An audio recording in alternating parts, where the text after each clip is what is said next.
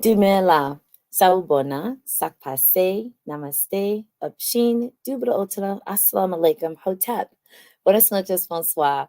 What's good? Welcome, everyone, to season 4, episode 7 of the Doria Larrier Show. And I'm your host, Doria Larrier. And on my show, I usually invite people who are inspirational and who are influencing other people to live their life a little better than yesterday. Tonight is no different. This episode is part of the series actually called the CLAWSEQUAD. So, we talk about faith, we talk about education, we talk about wellness, and we also talk about like social justice and civic engagement. Well, tonight is part of the CLAWSEQUAD. And what is the CLAWSEQUAD? Let me just remind you, the CLAWSEQUAD is actually an acronym for Cultivating Life-Affirming Wellness Strategies Every Day. The topic for this evening is on emotional wellness, well-being, focused on our brothers, focused on Black men. And I came across an amazing brother, and I want to introduce you to him and another person who is connected to the work. So my stream team, you know what I need for you to do. Please get your teacups ready and also get some note-taking opportunities, because there are going to be some gems that are going to be dropped, and I need for you to repeat, retype, and share them with other people. So please welcome to our conversation, Brother Mark Tuggle. Peace and blessings, Doria. It's such a pleasure to be here with you today. Greetings. Thank you so much, Mark. I'm so excited to have you. And we're also going to add to our digital couch for this evening another brother who is literally a little brother to me, and that is Brother Andre Robert Lee. Hey, Dariel. Hey, Mark. How y'all doing? All right. Are fabulous, fabulous, fabulous. So we're very thankful that both of you are here, and let's get into the conversation for this evening. So a couple of weeks ago, a friend of mine who actually goes by the same name as the author called me on the phone while he was at an event and said, Doriel, you have to have a conversation with this brother. You have to meet this guy, Mark Tuggle. And I was like, all right, what's going on? What's the deal? And he said they wrote this amazing book about called Cultural Silence and Wounded Souls. And I have it right here. I already have it kind of flagged. And as the story goes, I chat with Mark. I think it may have been that evening or maybe the next day, and I was going out of town, so I was like, "We have to connect. Let's get this conversation going." We chatted for a moment, and as I'm getting the book and setting up the conversation, I happen to flip to the front of the book, and I see somebody else's name. This is like 6 degrees of separation. Brother Andre Robert Lee was part of the making of this book. And I said, who would have thought? Now, those of you who do not understand and don't realize what's going on, I went to Connecticut College and Andre Robert Lee went to Connecticut College. Hey, shout out Conn College. So I said, this is beautiful. So, Mark, first, let's chat. You let us know, first of all, how this book came to be. And then, Andre, you pop in and let's talk about your involvement, your thoughts in the space, and how both of you are actually using similar platforms in order to share the space of emotional wellness, mental health within the Black male community. Okay, well, in the summer of 2019, God put this idea in my spirit to write about my own mental health journey, my lived experience. I was clinically diagnosed with generalized anxiety and mild depression 29 years ago. And I had spent many, many years not talking about the anxiety or the depression. And something told me to start writing about it. And so initially it was going to be an essay or haiku, maybe a poem. I wasn't sure. Then I called a buddy of mine, and he said, maybe you ought to invite some other Black men to share their experiences. And so I decided to create this anthology, this intergenerational anthology. And initially it was just going to be 15 men from diverse backgrounds sharing their personal experiences and professional views on this taboo subject. But before the book was published, I was introduced to Andre through a mutual associate in Harlem. And I asked Andre, would he do a social marketing ad for the book? And we connect online, and he graciously agreed to share his thoughts and feelings and perspectives. And I was so grateful for his view. There are 5 other people who did the same thing. That's actually how we got connected. Cyberspace is amazing. The touch of a button, you can talk to somebody in Nigeria, Russia, Germany, Italy. It's just amazing how that works. So that's how we got connected. And 4 years later, we got 30 men from different walks of life talking about anxiety, depression, isolation, loss, PTSD, stress, trauma, etc. And there's also a lot of resources, and the most important, there are solutions. It's important that we have solutions to our condition. So I'm very, very excited that on your site, on the website, and I put the link right there, cultivateSilenceMovieSouls.com, that there is a plethora, and I mean a plethora of resources that were available. And I was very excited to see that it's not talking about the issue, but it's providing a breadth, right, a dearth of information that people can choose from, depending on how they access information, how they want the information to be delivered to them, whether it be person or literature or audio. And I like that it had a wide variety. So Andre, talk about how you came into responding. Like, why did you even say sure? I'll help out. Where did that come from? Yeah, well, one, thank you both for the work that you both do. I think it's important. Just have to acknowledge that and lift that up in this moment. Um, and that kind of leads me to my answer for why when Mark called. It's you often get calls from people about like books and projects, and it's like, oh Lord, I hope this is something worth it. You know, um, and then Mark told me the title, and I was like, oh, okay, that's something I'm interested in and care about. And then he sent me some stuff to read and check out. And I thought, oh yeah, I felt comfortable pushing and promoting this because this is important conversation and work that we need. So it's interesting. In the beginning, you mentioned me helping Mark do the book. Mark did the book. Mark did the lift and the work, and I want to acknowledge that. I was just one of the people trying to push it up the hill and support it and get people to take notice and take note and be involved in the process. I think the idea and the effort to achieve anything around growth when it comes to mental health, especially for Black men, is crucial and important. Anything we can do to contribute to that is good. And what I also like about the book is that it's multiple perspectives because Mark's story is different from my story versus the other people that are the people that are actually highlighted in the book. And that's powerful for people to look and maybe find parts of themselves in various pieces. So I was drawn in from the title alone, and then from Mark, I know being a good person, and then and yeah, about chasing me. He chased me. He's like, Andre, what's up? Andre, you doing? Andre, you got it yet? And I was like, oh God, Mark, I got you.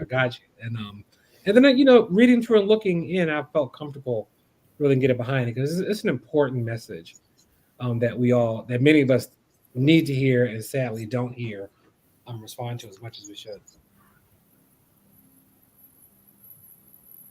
So I have a question, Andre. One more question for you, and then we're gonna pop back into Mark, and we'll get to start to talk about some of the brothers that are in the book. Pull out one or two pieces that I've already kind of flagged that are aligned with myself, even though I'm a Black female. But I just think that they really hit home. And then let's sort of talk about like the next steps of let's say, what was available in years past, and then what is available today. Hmm. So, Andre, I know that you do some of your own work around sharing the message of what happens within the hearts and minds of Black men.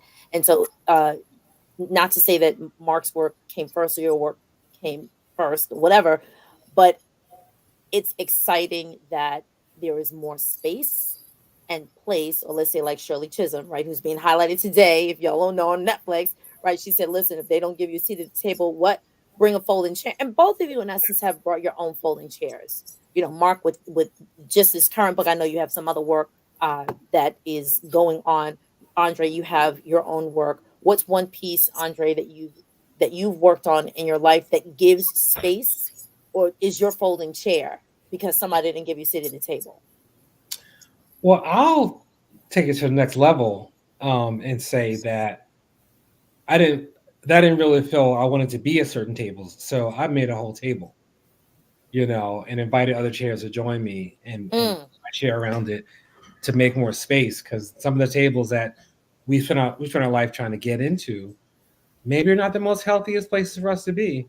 Or you get there and be like, this ain't it, you know? So, you know, with my work, it all started with my first documentary, taking it around to high schools, colleges, law firms, anywhere they'll take me. Actually, I'm still screening that film, made in 2012, because I think people connect on a human level. And what I've done is I think I sort of became an accidental activist, you know, because I was just traveling around having conversations, ask people to think about where their hearts and their minds meet, and how do you communicate from that space.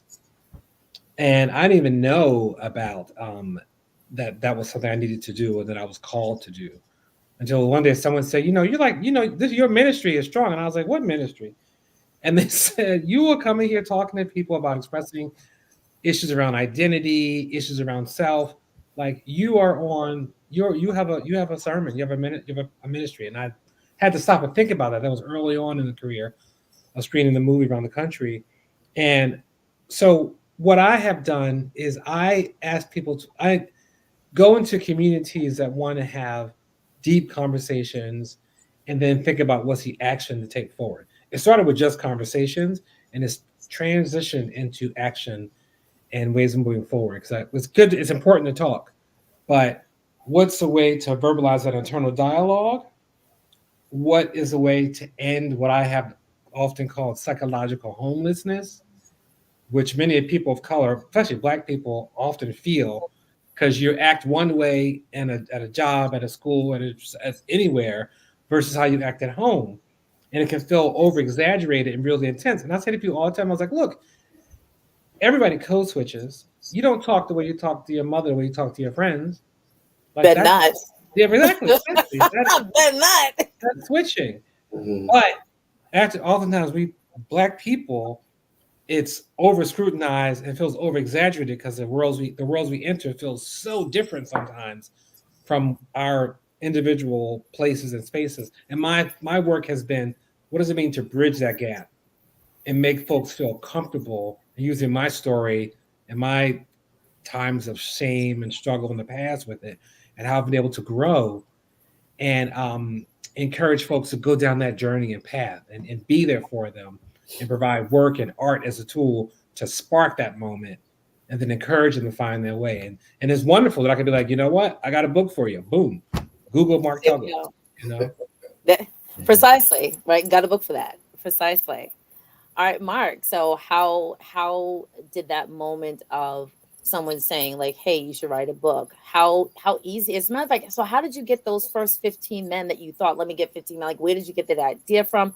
Were you in these, let's say, small spaces? Oh, as a matter of fact, let me just say greetings to one of my brothers who I just spent a week on the Hoppy, in Kemet with. Greetings, brother. He's from the UK, but actually originally from, I think, Zimbabwe, I believe. I think it's Zimbabwe.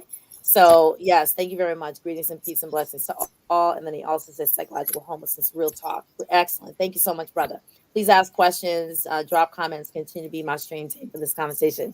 So, Mark, when you originally got the idea to just talk to or present these 15 vignettes, who were these brothers? Were you friends with them, and in extended kinship with? Tell me like where you pull them from, and then how did it extend to 30 brothers? Well, the first year I only had 2 men who contributed, and one of them was one of my best friends. I got a lot of no's, a lot of rejection, a lot of indifference. Wow. People didn't have capacity or the time or the energy, or they just weren't willing to share. But just through perseverance, resiliency, steadfastness, I kept at it. Most of the men I have never had a telephone conversation with. We connected through social media. We live in a digital world, and some people are just, for whatever reason, I'm going to pick up the phone and have a conversation. So it was a lot of LinkedIn, Instagram, texting, emailing. And I would just introduce myself. I'm working on this project. Would you be willing to contribute? And I gave them a work count, deadline, some parameters, and 15 turned into 20, 20 turned to 25, 25 turned into 30. But I will tell you, at one point, maybe about 2.5 years in, my computer crashed and I lost the whole book. I lost the whole book. Like I lost the whole book. Like it was poof, gone. But thank God I had the presence of mind to print out each essay. Oh, prior to your computer crashing, or like Yeah, as you but I went through a major depression when the computer crashed. I felt disgusted, despondent, depressed, discouraged. I started questioning my sanity, my spirituality. Maybe God has something else for me. Like I was in my head. It took me 4 months to get it together and climb out of that dark hole because I live with anxiety and depression. Sometimes depression hurts.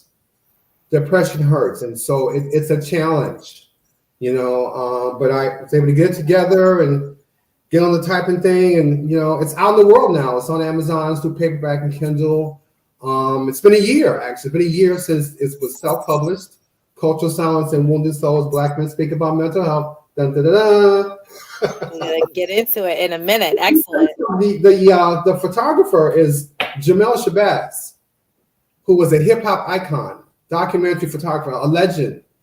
I hit him up on Instagram and he told me that mental health was near and dear to his heart and he would be more than happy to contribute. All he wanted was 2 copies of the book and his name on the cover. I cried. High five, high five. Okay. I thought he was going to ask me for $10,000, because he's worth it. He's a legend. Yeah, you know what? I didn't know that story about how you got Jamel. I was kind of like, is that his cousin? Like, because that's a score. Yeah. And I was all like, oh Lord, did Mark steal this photo? Like, what? I'm persistent, Andre. I'm persistent. Great. Yeah. I know. That's great. That's great. I love it. Yeah. So I'm happy with the result. That's beautiful. That's beautiful. So I'm going to pull, actually, Mark, I'm going to ask you to pull maybe one of your, let's say, key vignettes. I have a key vignette I'd like for you to pull, and maybe read like 2 or 3 sentences or like a paragraph of it, and then let's share. You pull one, I'll pull one, I'll start. Yeah. And I got to change glasses. I got to go from fashion to prescription.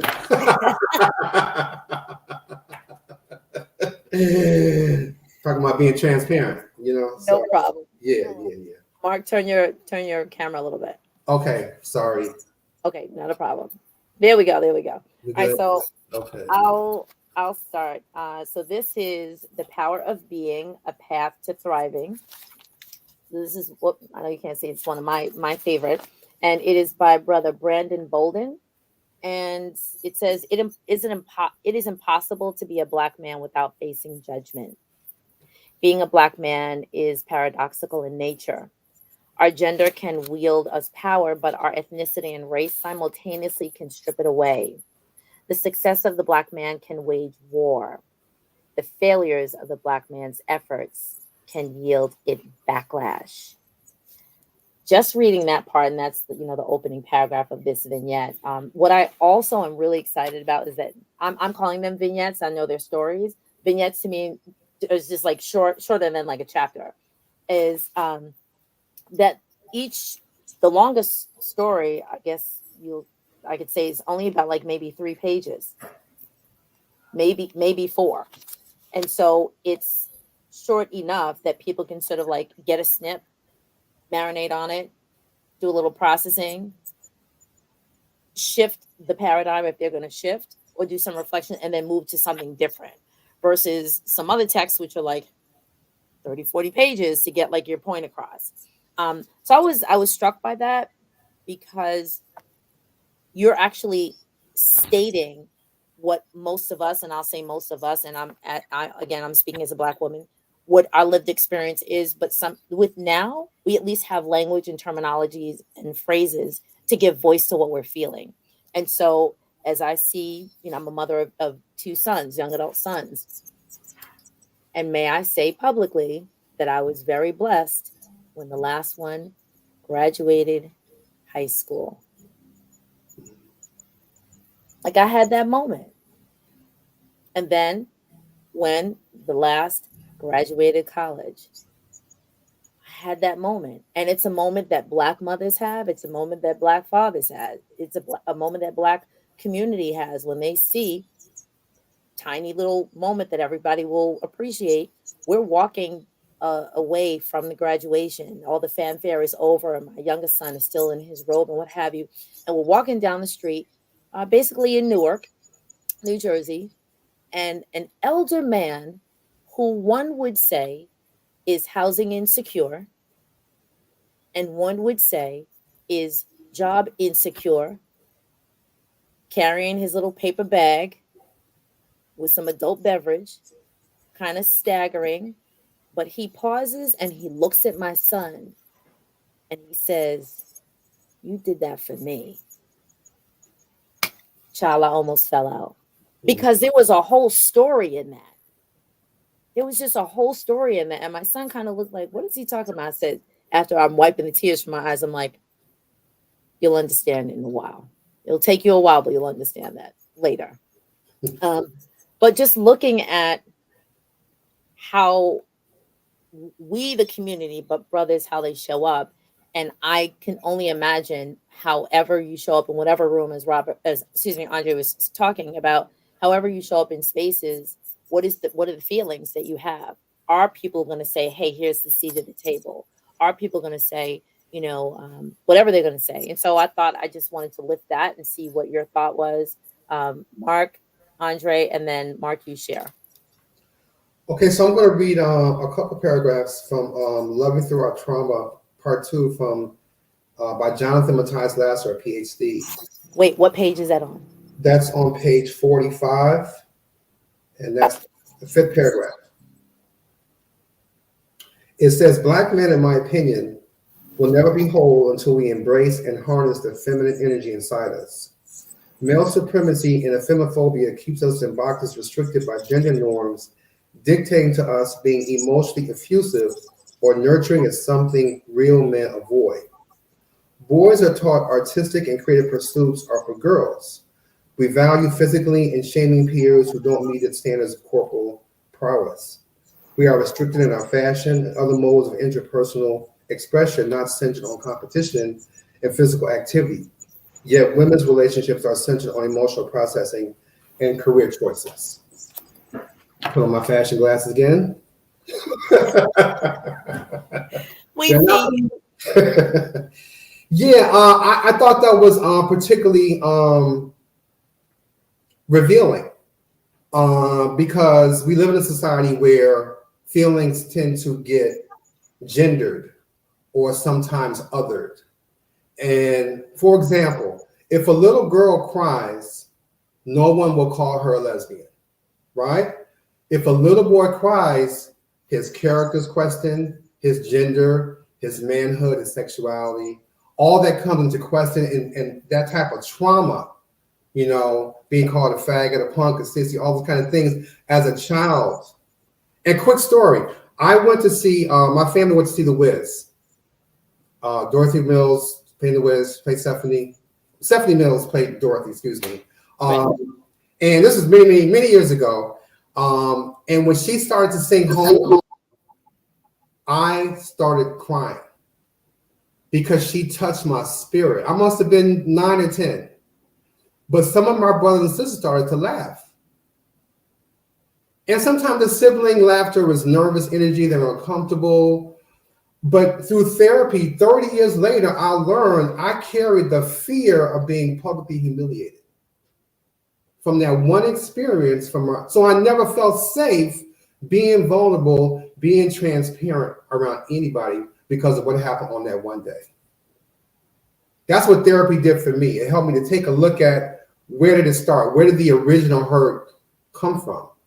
Where did that wounded soul begin? That's why I called it cultural silence. And wounded souls, because historically Black men don't feel safe talking about how we feel on stolen property. You get ridiculed, ostracized, humiliated, embarrassed, laughed at, lynched, killed, fired, etc. Right? You see all of our leaders have faced suffering for talking about how they feel in public. And you see that as a little boy, so you learn, I can't tell you this, I can't tell you that. And that becomes how you move through the world, is to be silent culturally and your soul is wounded. That's why I call it the name. You know, it can I Go ahead. respond? Yes. Yeah, yeah. I love that story, Mark, and thank you for sharing that. And you're reminding me something that happened just last year with one of my mentees. He's a young man. I'll spare his name because his story to tell. And I took him to see a musical on Broadway. He's at NYU doing acting, and he wants to like do his thing. And we went and saw a musical. And, you know, it was a big Broadway musical. And I was thinking, like, is he going to get anything out of this? Is he going to be bored? Da da da. And towards the end, there was a song that was very emotional about mothers, you know. And I look over, and he is just like, I can tell he's trying to like hide from me that he was crying. And I was like, feel it. Like, it's okay to feel. It's okay to feel. And he was so like, you sure? You know, and all caught up in his emotions. I mean, he was bawling. And I was kind of like, wow, you know, we talked about it afterwards. And I think, and this is a young man that's in a different time, that's very progressive. As the world is telling him it's okay to be in touch with your feelings, even though it's stated and said, the work that you're talking about is what's necessary, you know. Even though the world is maybe different from when we were little boys, still this teenager who's in college was embarrassed to cry in front of me. And I was like, my dude, it's really all right. You know, feel it, feel all the emotions and use them and decide how you want to move through. So I just really appreciate you sharing that story because I really just connected with it on a personal level, of course, but then also was thinking about my mentee that I was with just a little over a year ago. Well, thank God he had a black male like you to affirm him in that moment, because maybe had he been with his homies or a girlfriend or a teacher, whatever, it may have turned out completely different. Mm-hmm, mm-hmm. They may have been uncomfortable. Because we know what we tell little boys: don't cry. Right. Don't be a punk. Yeah. Right. Don't cry. Don't cry. Yeah. That's the worst thing you can tell a child, is to not cry, in my opinion.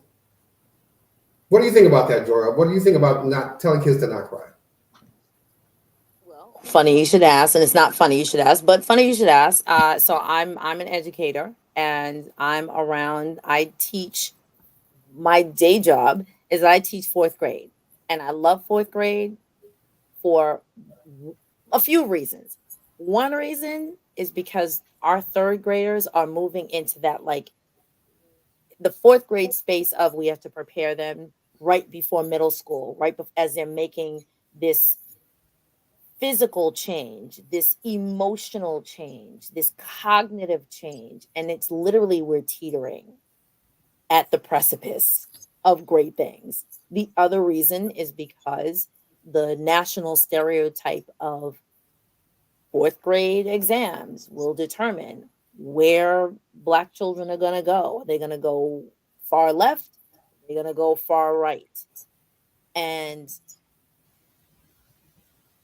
it's very soulful for me to be in those rooms and nurture these brothers at a time and space where I get to say, okay, this activity, this behavior, let me polish you so that I start to let you know that was like your third grade life. There are expectations that you're going to have. And I want to be at a place so that you get there in a healthy way. Like, hopefully you understand. So yes, there are moments where young brothers may be really emotionally affected by something. Um, great, emotionally affected by something, and I become that lens or that filter or that sifter to say, let me give you the words so that you don't, let's say, strike first, and I mean literally strike first. But these are the words you can say. Hey, stop! Don't do that. I don't like that. That's not cool. Versus whatever the world is saying, and they're just like, hey, I'm going to hit first, and I'm not even going to ask questions later. So I enjoy that part of being where I am. So let's now shift into, as we sort of get into the last part of what was available 10, 15, 20 years ago. And again, really, so now I'm really thinking, like, what was in the mindset of the brothers who shared? Let me post this. of who shared, and like, why didn't they pick up the phone call, like pick up the phone and talk to you? Why was it just, but I'm so excited that they allowed their name to be published, right? Because in essence, I'm like, let me go look this brother up. Like, what is he doing? What is his life that he's able to share this and he feels comfortable? But of course, if you got these 30 brothers, that means, of course, there are, I'll say, a gabillion more who are sitting in silence. And like, what is their thinking? So let's just talk about like the resources. So you provided this, Andre, you provided some works, and I'm actually gonna put up here is Andre Robert Lee's website and contact information. You can go to his site and see his work, documentaries, and the tours that he's doing and all the things. Please just follow him. But Andre, I'd like for you to start, and then Mark, you finish up as we wrap up. Andre, what are some of the outlets, let's say 20 years ago, that you may, right? And again, and I'm also saying, because Andre and I, again, we went to the same school, and so even at our college, you know, what were the spaces that were available? And now let's jump 10, 15, 20 years later, the spaces that are available now. And then Mark, you can share some of the resources that you have come across. Yeah, you know, that's a tough one, because when I think about what the spaces were, I think about feeling the need to build them, because I didn't see that many of them. You know, of course, the affinity spaces that we fall into PWI institutions, PWIs, I should say, primarily white institutions. I think those affinity spaces are important, and everywhere you go to build that, like, where are the people at, and we come together. But I felt a lack of those spaces, which is why I was talking about making the table, you know, in terms of what I think I needed. And I've actually been thinking about it. I'm in Philadelphia now, left New York City, and building new communities of like, what does it mean to build like a salon for like Black men to come together and just sit and talk? You know, bring a topic, bring a story, bring a song, bring something you wrote, poem, anything, and find a chance to build. Because I've been struggling with building. I think community is what I've been struggling with lately in terms of building it. So 20 years ago, for me, I, like Mark, did a lot of personal work with working with a therapist, you know, and thinking about my mental and physical and emotional health. And spent a lot of time doing that internally and turning to a few people that were in my inner circle. But I don't know if I found or had larger communities. It's a thing also, being in New York City, you just walk around and you feel it, you know, but actually having it and it being real and it being yours and feeling connected, you have to build that out and make that. And I honestly have to say, and I've just made a transition with it to bring us to today. You know, I spent a lot of time mentoring people, you know, mentoring, and I'm really primarily, I'll say boys, because I call people who are under 18 boys. They need to be called boys and not young men. So I think that's a mistake that we do in our society. And I'm very forward to be like, you're a boy, you know, and enjoy being a boy and be silly and have fun and cry and do all the things that a boy should do so you can be a strong, great man someday. This is your practice run. You don't have to be a man right now. So now I'm moving. I know, right? That's the whole topic. Okay. So I'm moving to a space now of seeking mentorship for myself, you know, and reaching out and saying, who can guide me? Who can be? Because I've lived in a space for so long. No one can mentor me. I'm too difficult. I'm too blah, blah, blah, blah, blah. And I realized that was just resistance and fear. You know, honestly, that was in the space. Since we're being all vulnerable, since Mark told me I got to be vulnerable with that book, you know. And I say that jokingly, but I really mean it. It's because there are great messages in there about what that means of showing up and being present in yourself. And it's okay not to have an answer, but it's good to go on the journey. So the spaces today, I'm back at the notion of like building a table and making it and inviting chairs to come around it. Yeah, you know, 20 years ago, Black men and mental health were not part of our regular social consciousness. Right. Yeah, I'm sorry. When Robert said, sorry, why did he say Robert? Sorry, yeah, Robert. I want to know about that. Let me find out. That's the Connecticut thing, or it's something. So when you said that 20 years ago, I'm thinking, wow, how comfortable was it 20 years ago for Black men to sit in spaces of emotional wellness building? I'm thinking maybe 5 to 7 years ago, but 20 years ago, that's bold and that's fabulous. But I can only ask, was it very like hush hush? Well, because you had mentioned what was it like, right? And so 20 years ago, we were still dealing with the residue of 9/11. And we were talking more about HIV and AIDS, and breast cancer. Those were kind of like the prevalent topics of the day. I mean, Black men and mental health, I think maybe the last 5 or 6 years, you see it more on social media. You see different people have their podcasts, there are different conferences around the country. People are writing books, having workshops. You go to community-based organizations, you sit down in a support group and have a conversation. It's still very taboo. It's still very stigmatized. It's still very hush-hush. Black people say things like, I felt some type of way, right? That's not a feeling, but it's a mask. Paul Lawrence Dunbar said that we wear the mask that grins and lies and shades our eyes. We're still wearing that mask, especially with men, culturally, because we don't feel safe, because we know what's going to happen. If I tell you I'm hurting, I'm afraid you're going to hurt me again. I'm afraid you're going to reject me. I'm afraid you're not going to understand. I'm afraid you're going to laugh at me, right? So there's so much to unlearn and relearn. And thank God we have spaces like this one where we can be present and speak our truth and take off the mask and let brothers know it's okay. It's okay to hurt. It hurts to be human, right? When they cut the umbilical cord, what do? We start crying. The safest place in the world is in my mother's womb, because in my mother's womb, nobody can hurt me, right? And we've all been traumatized. Trauma is an emotional reaction to a disturbing event. It happens every single day. But thank God, more and more men are starting to come forward and talk about what they believe, how they feel, or how they handle stress, how they deal with conflict, right? Because mental health is our emotional, psychological, and social well-being. And it's really important that we have someone to talk to. The mental health resources in the book and on my website are intended to answer 3 important questions. What can I do? Where can I go? And who can I talk to, right? And I think it's important that a Black man can answer those 3 questions. They may be more willing to get the help that they need. When I was in therapy, I wasn't in therapy because I was diagnosed HIV positive. I thought therapy was for rich, crazy white people. This is 29 years ago.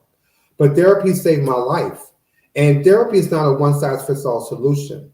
You can see a life coach, a psychiatrist, a social worker. You can create your own support group. Once a month, get together, invite your homies over for an hour, get some pizza and some soda or whatever, or water, and just chop it up. So it's really important that we take care of each other in a loving and caring way. Thank you very, very much for sharing that. So I'm going to pass the final mic to Andre, and we'll just start to, tone it to a pause, because I will beg both of you now publicly, at some point in the future, please come back on to continue to share your work, to share next steps. We could even get some more brothers on the chat, because there's one brother who's in the chat who's like, no, I can't speak. I don't know what I say. We are letting you know it is okay here. It is okay here. So I'm shouting you out halfway across to the London tea room. He knows what I'm talking about. So your final thoughts on this work and how important it is, and resources that can be available to brothers. Mm-hmm. Oh, I want to say to Mark, thank you for being so vulnerable and so open and sharing yourself and your story. That is I find that is the way to that's kind of the secret and the path to get us there, of sharing our inner stories. And you've taken on that role, and I just really appreciate it, and I'm grateful, because it's helped me, and I imagine and I hope that it's helped many other people out there in the world. So, I mean, my final thoughts on this is, I see these as great little moments of practice. You know, sometimes people say you're preaching to the choir, and my response is, well, sometimes the choir needs rehearsal. So let's have our rehearsal, and this is a rehearsal space before we go out into the world and have these experiences and moments. So I just am grateful, and I think in terms of the resources, those three questions that Mark raised are in the book. I find myself asking myself, can I answer those concretely, and respecting that sometimes I can't work it out. Sometimes I can't answer them right away, and I have to do that work and take that journey. And in terms of the resources that are out there, each person has to decide and design what's going to work for them. You know, um, I've done therapy for a long time. I just started with like a coach that's in a whole different realm. And I first heard of her and I was like, this ain't for me. And we had a few sessions like, yo, this is fantastic. It's and I'll share one last thing and ask people to Google and experience it.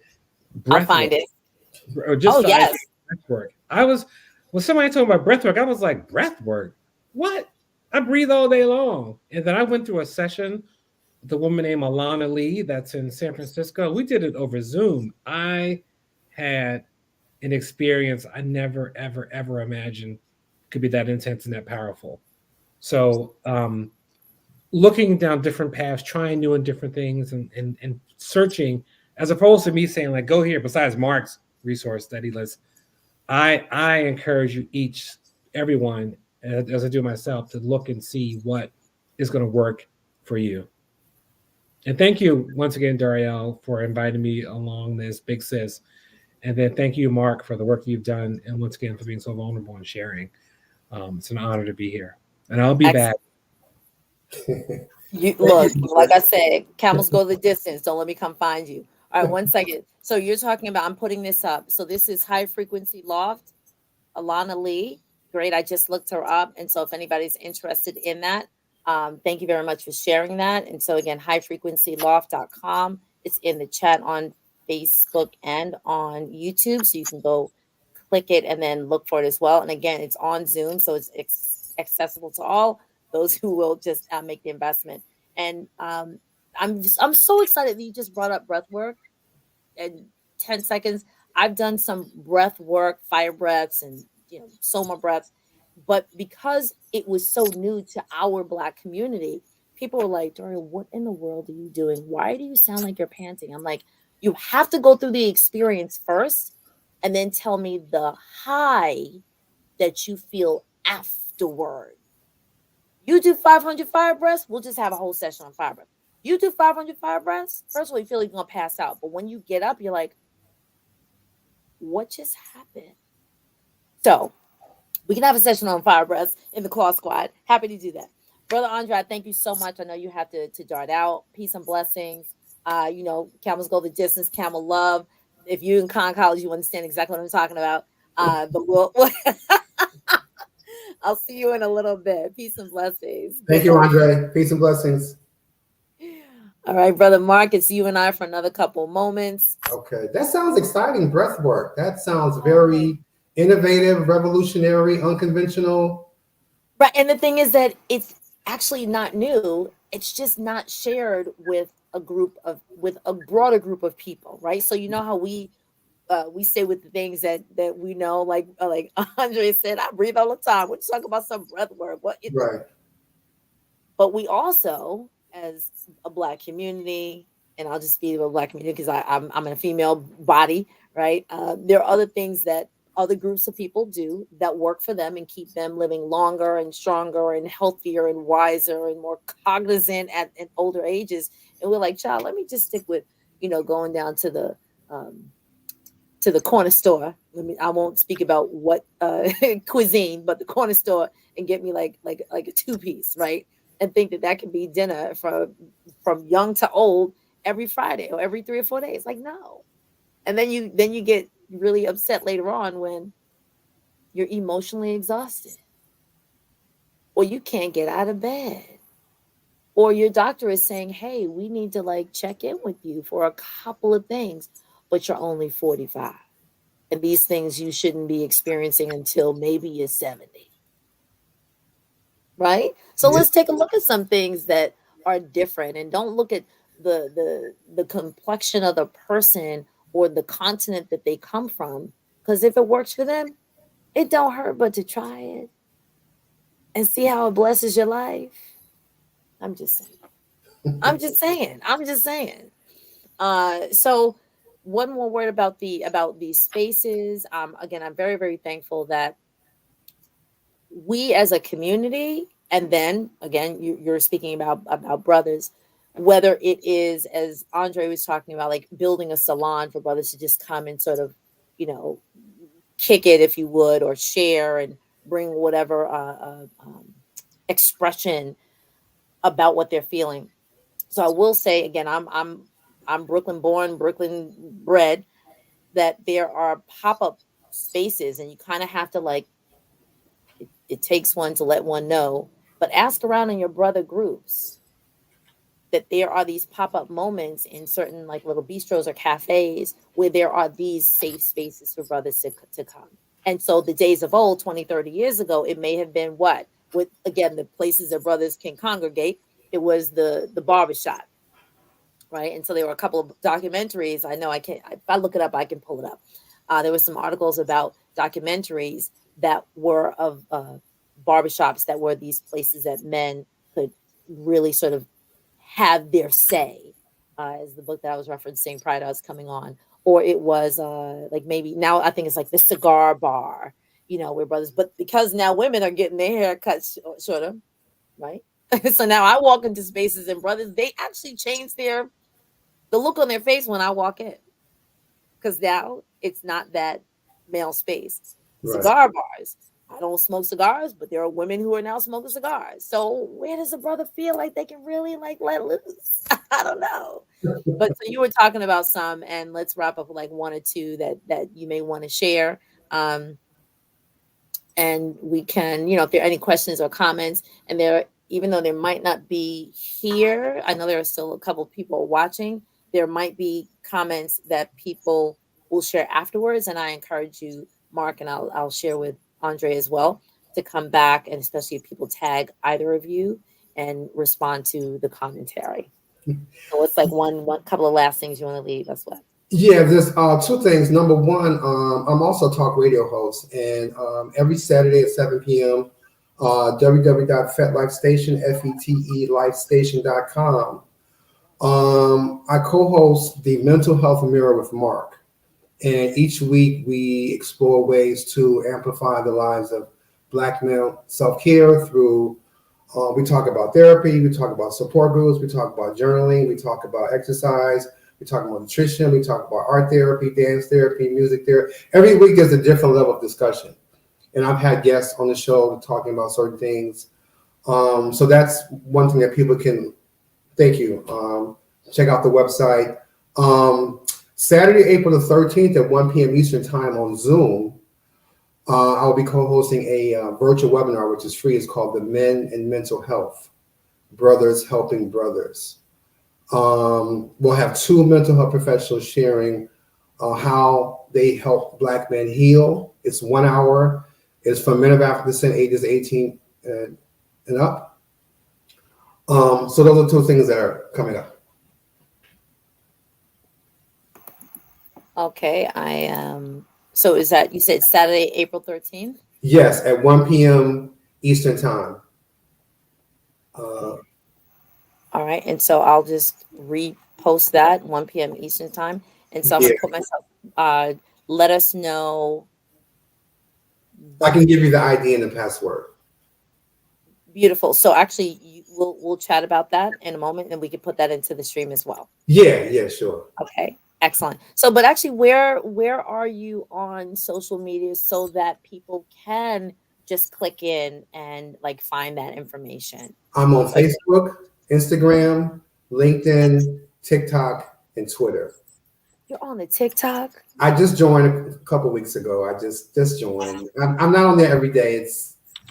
I'm trying to expand my community. So we'll see what happens. It's not my favorite, but that's a whole nother episode. So, but you can find me on Facebook, Instagram, LinkedIn, and Twitter, and you get all the information about Black men and mental health and how we can be of service to humanity, because that's my intention. My intention with this book was, number one, to break the cycle of generational trauma in my family.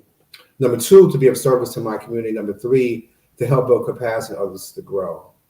And I think that we're doing a pretty good job of that. Excellent. So let me pop this up. So you said LinkedIn, TikTok, Twitter, Facebook, Instagram, Mark Yes. Tuggle. Excellent. So family, and one person knows why I'm saying it like that.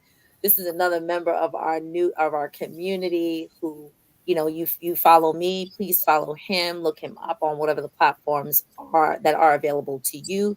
Please also, again, see him on FetLife Station on Saturday Eastern Standard Time, because again, we have some people in the London tea room Right. following us. 7 p.m. on Saturday evenings. And so you have a host. Now, this is a big thing. The shows that you've already done, are they archived somewhere that people can kind of go back and, Podcasts I've done, most of them are on YouTube. Beautiful. Oh, but you're talking about with the radio show? Correct. Yes. That's what I'm talking about. Yeah, the radio show, if you go to True Crime, True Stories Network, go get that too. Okay. You can subscribe, and then you can get all of the archives. True Crime, True Stories Network, and then you subscribe, and there are a bunch of other streaming services like Apple and Spotify, and you can hear each week. It's called The Mental Health Mirror with Mark. I know it's a lot of information. But for people who are listening and watching, feel free to hit me up on Facebook, Instagram, LinkedIn, Twitter, and holler at your boy. Okay, pardon my eyes. I'm literally going back and forth with tabs. Yeah. So I'm going to click this. Now I'm going to click it. When I click True Crime, True Stories Network, that's the link. So it's on Spotify. It's in the YouTube and the Facebook stories. If you click on it, it'll take you right there, and then you can find the archives. Because, people in their free time, they may want to say, hey, I want to check this out. I did not know that you had so many options or subtopics within for mental wellness for Black men. And I'm so excited that you really have this weekly show. So whoever, again, is watching, again, either live or the replay, please share this out. Click on any of these links in order to share it with people that you know. Again, there are so many people who are walking around, who are sitting in spaces, who are, working alongside of you, who are sitting in pews with you if you are faith folk, who are on subways. God help the unfortunate situation that happened on the other day of on the subway debacle, and people, just walking around, and they are culturally silent, walking around with wounded souls. Yeah. If there is a website, if there is a Zoom link, if there's a breath work, if there's a journal, if there's something that can be passed on to people so that they can, in their own time and space, walk through that process for their own betterment, doesn't hurt to just share. Yeah, and I really would encourage people to check out my website, because on the media page, there is conversation, there is documentary, there's an interview, there's a lecture, there's music, there's poetry. Cultural Silence, WoundedSouls.com. Check out the media page, check out the resources page. There's advocates, clinicians, helplines you can call, podcasts like yours you can listen to, organizations you contact. So many resources. It's really important to have access so you'll know what to do, where to go, and who to talk to. And that's what we need. That's what we need. Dear brother, it was such a pleasure and an honor to speak with you. I'm so blessed that I have people who are now coming to me saying, Doriel, you really should talk to this person. Doriel, you really should talk to this person. I would love for this particular stream, this particular conversation to be shared with as many people as possible and as many organizations. And I will do what I can to share not just the book, but the story and your resources, but really for you to chat with other brother groups, right? Whether they be just male-led organizations, and female-led organizations, because you are our brothers, you are our cousins, you are our uncles, you are our fathers, you are our sons and our nephews and our godchildren. You're the young brother that's up and down the street or on our floor or whatever. And when you win, we win. When you are loved, we are loved. If you're hurting, we're hurting. And so, as best as we can, it is as important to us to engage in the conversation as it is for you to engage in the conversation. Because once you are on your process of the healing and the wellness and the betterment, we want to at least know that you're doing your work. And if there is something that is hurting or has harmed you, we at least want to be aware so that we become more sensitive, we become more conscientious of the process that you're in, so we don't continue to do more damage if we have participated in the damage. I say. I say. Thank you so much, Gloria. It's been a pleasure. Thank you so much. Wait, now do we have people? Okay. Oh, hold on a second. Thank you so much, whoever Travel Light is. I appreciate you. Red, black, and green hearts. Excellent. All right, Yeah. Brother Mark, just hang on for a moment, okay? Let me just do my closeout. Greetings, family. Thank you so much for participating, for staying, for being on. Please share. Those of you who are just popping in, we have just had an amazing, amazing conversation with Mark Tuggle, who is the author of Cultural Silence and Wounded Souls. 30 vignettes or 30 short stories or passages or contributions of Black men speaking about Black mental health. And very honored to have had this conversation. It's a really, and it's not just because it's a quick read, but it's an accessible read of like each story of these brothers of multi generations, some young, younger, and even the youngest, who shared their story about the emotional silence and the wounded soul that they've felt as Black men in their Black bodies. And so we do encourage you. It is, all the links are in the chat and in the description. You can pick up your own copy. You can have Mark participate in a conversation with you to share the information with your own organization, with your own faith-based community, because our faith-based community has got to participate in these conversations and share more stories and open up the door for brothers to share their own stories. And if you know and are aware of the pop-up spots around, I live in Brooklyn, right? So in Brooklyn or in whatever city and state that you're in, that brothers are getting together. If it's in a faith-based space, great, that's fabulous. But some people feel more comfortable outside of faith-based spaces. And so if you know of those spaces, tell a brother, tell a young brother, tell a young brother, and let them add to their pocket or their resource bag of information that they can pull out. And also share it with mental health professionals so that they can add it to their cadre of resources to share with their clients. Peace and blessings. This is a Learn to Grow You moment where I plant seeds to help you grow. Please keep your notifications on, because there are always going to be amazing people that are on this show, and I want you to be a part of that conversation and share the information. I love you dearly, and I will see you the next time.